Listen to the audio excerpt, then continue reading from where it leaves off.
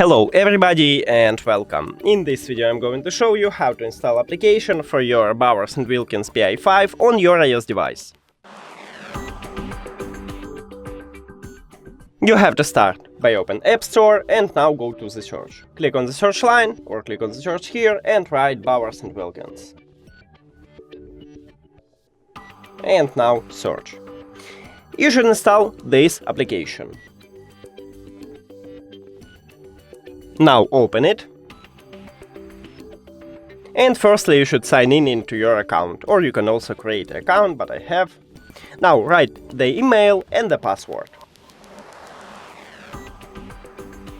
Here we go. After you write it, click sign in, next, hello, next, hello.